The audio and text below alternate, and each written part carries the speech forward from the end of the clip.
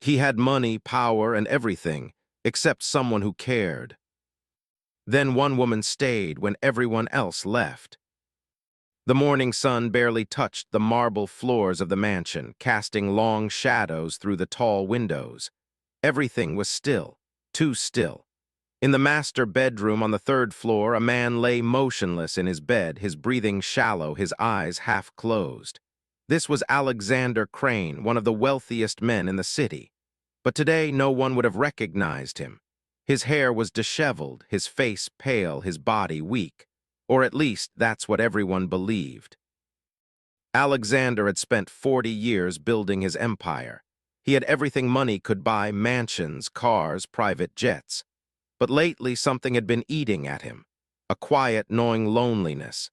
His wife passed away 3 years ago, and his children rarely visited. The people around him hired help, staff who smiled when he entered a room and disappeared when he left. He wondered sometimes, late at night, if anyone truly cared about him. Not his money, not his name, just him. So he decided to find out.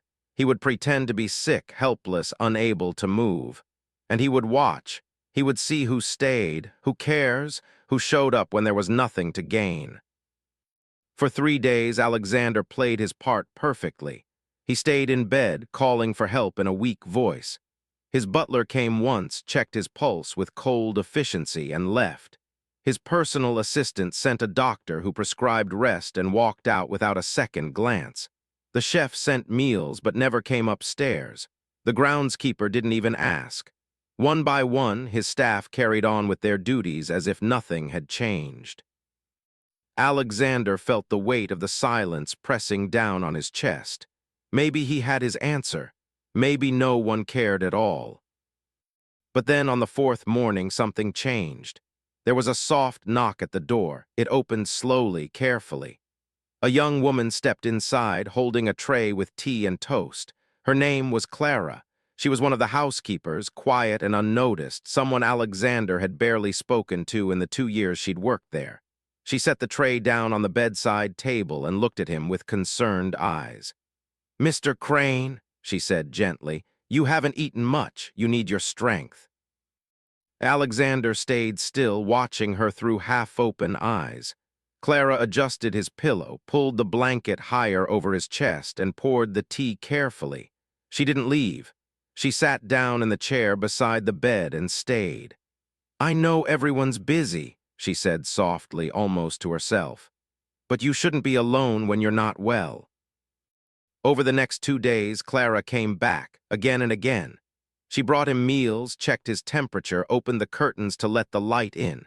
She read to him from the newspaper. She talked to him about small things, the weather, the garden, a bird she saw that morning. Her voice was warm, steady, like an anchor in a storm. Alexander didn't understand. Why was she doing this? She had her own work, her own responsibilities. But she kept showing up. One evening, Alexander overheard her talking to the butler in the hallway. "I'll cover the east wing tonight," Clara said. "Mr. Crane needs someone nearby in case he wakes up." The butler scoffed. "That's not your job. You're a housekeeper, not a nurse. You're going to get yourself fired." Clara's voice didn't waver. "I don't care. He's alone. Someone should be there." That night, Alexander couldn't sleep. He lay in the dark, staring at the ceiling, and for the first time in years, he felt something break open inside his chest. This woman, this stranger, was risking her job for him, not for money, not for recognition, just because it was right. The next morning, Alexander ended the test. He sat up in bed, fully awake, fully alert. When Clara walked in with breakfast, she froze. "Mr. Crane, you're—" "I'm fine," Alexander said quietly. "I've been fine the whole time." Clara blinked, confused. Alexander took a slow breath. "I was testing everyone. I wanted to see who would stay, who would care." Clara's face went pale. She set the tray down carefully, her hands shaking slightly. "I see," she whispered. "I'm sorry. I didn't mean to intrude. I just thought—" "Why?" Alexander interrupted. "Why did you stay? Everyone else left. You didn't have to do this." Clara looked down at her hands. For a long moment, she didn't speak. Then quietly she said, "My father died 2 years ago. He was sick for months. I was working 2 jobs, and I couldn't always be there." One night I came home and found him alone on the floor. He'd fallen and no one had been there to help him. He died in the hospital 3 days later. I never forgave myself for not being there. Her voice cracked and she wiped her eyes quickly. When I saw you alone in this big house, I couldn't walk away. I couldn't let someone else feel that kind of loneliness. Even if you didn't know I was there, even if it didn't matter. Alexander felt his throat tighten. He looked at this woman, this kind, selfless woman, and realized she had given him something he thought he'd lost forever. She had reminded him that kindness still existed, that people could still care without expecting anything in return. "It mattered," he said, his voice rough with emotion. "It mattered more than you know." He stood up slowly, walked to his desk, and picked up his phone. Clara watched, uncertain. "What are you doing?" she asked. Alexander turned to her, his eyes clear and determined. "You stayed when no one else did. You gave me something I can never repay, but I'm going to try." Within a week, Alexander had set up a full scholarship fund in Clara's father's name. He paid off Clara's mother's medical bills, bought her a small house near the countryside where she'd always wanted to live, and offered Clara a new position, not as a housekeeper, but as the director of his new charitable foundation, dedicated to helping families caring for sick loved ones. Clara stood in his office, tears streaming down her face, unable to speak.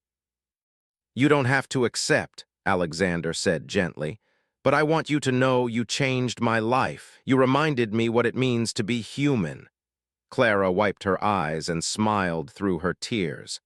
"I'll accept, not because of the money, but because I believe in what we can do, together." Months later, the foundation had helped hundreds of families. Alexander was no longer the lonely billionaire in the empty mansion. He had a purpose, he had a connection, and he had a friend, someone who had seen him at his weakest and stayed anyway. Sometimes the greatest wealth isn't found in what we own. It's found in the people who show up when we have nothing left to give. Kindness doesn't ask for anything in return, but when it's given freely, it has the power to change everything. If this story touched your heart, share it with someone who needs a reminder that compassion still exists. Leave a comment about a time someone showed you unexpected kindness. And subscribe for more stories that remind us of the beauty in the human heart.